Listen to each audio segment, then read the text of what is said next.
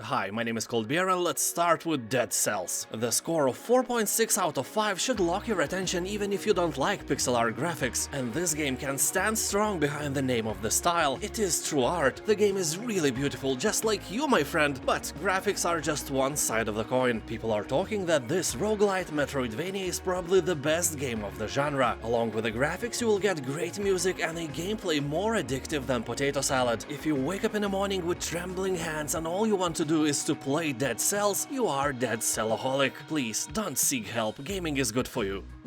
The Forgotten City. This game, as a lot of gamers point out, is Groundhog Day in an ancient city. The mechanic here is simple. Everyone around you is dying for reasons unknown, because I don't want to spoil anything for you. And if that happens, I mean dying, you can just go to the portal and restart the day over and over again until you solve the thing. It's really one of the best adventure games there is. I'm not gonna lie, if you go to Steam you will see the overwhelmingly positive review score and way higher price than on GOG. Also, fun fact, this game started as a Skyrim mod a long time ago, and it was so well received it became a separate kick-ass game. Also, you will find all the links to the games in the description below.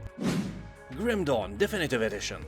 One of the most loved action RPG indie games of all time. This version is way more expensive than just a plain Grim Dawn game, but it includes all 3 expansions with additional character classes, gear appearance customization, movement skills, equipment skill modifiers, and additional side content accessible prior to finishing the original game's main questline. You can also enter the Crucible, an alternate game mode for quick experience and loot, develop complex characters, gather hundreds of exotic unique items, and make difficult life-changing decisions. Like, you know, should you wear that good-looking but a bit weak helmet or that ridiculous, more powerful one? You know, it's really important to look good in RPG games because nobody wants monsters sloughing at you. Also, be careful about the fashion police. Shoes? No.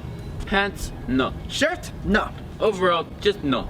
Everyone knows that all those demons have PhD in fashion, so you want their respect. The Wolf Among Us. This is a gritty, violent, and mature thriller based on the award-winning Fables comic books. Here we'll discover that a brutal, bloody murder is just a beginning where your every decision can have enormous consequences. And it's not only what you choose to do will affect the story, but when you choose to do that as well. Also, you don't need to know anything about the comics this game is based on, because events in this story are set before the events set in the first book. And this game gives you an option to beat up practically anyone you don't like. Sadly, you can't import that energy-sucking coworker of yours in this game, but hey, you can beat him up in the real life instead, if you are stronger than him. If not, just smile, kiss his ass, and blame your genes. Little Nightmares 2.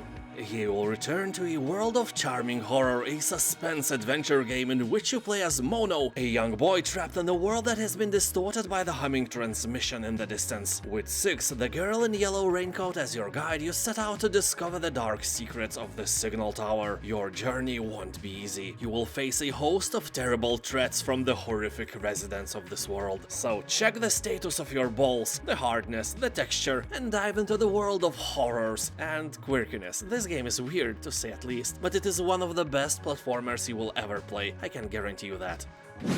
Samorost 3. First part of this game is absolutely free to play. You can download it on GOG or Steam at any time. The Samorost series are one of the best known point-and-click puzzle games, there is no doubt about that. Samorost 3 is just like its predecessors, very cute, very dreamy, nostalgia-invoking enemy of your IQ. Ooh, yeah, this game is really hard, and sometimes for you to solve the sequence of the actions required to make something happen will be harder than you expect from the game, which looks like a cute fairy tale for children. It's not. It's really challenging and, at the same time, super cool. If you are in doubt, you can play the first part for free, as I mentioned, but I can say without fear that you won't regret playing these games in any order. They are awesome.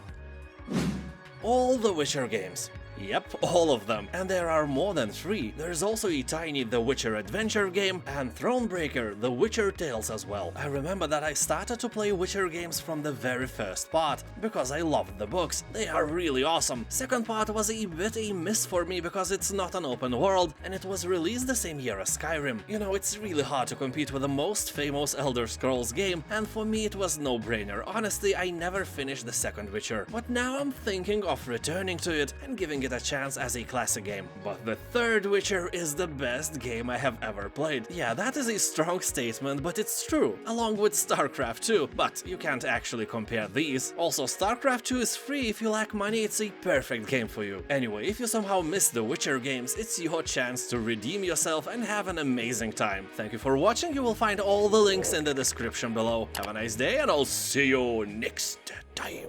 Bye.